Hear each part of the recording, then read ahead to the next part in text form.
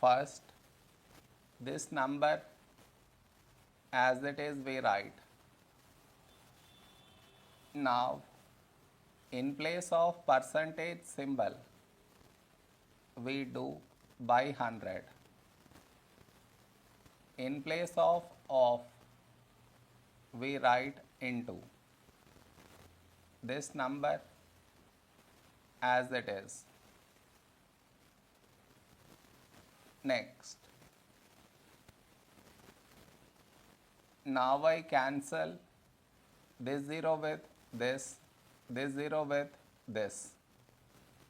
We are left with 75 into 5, 375.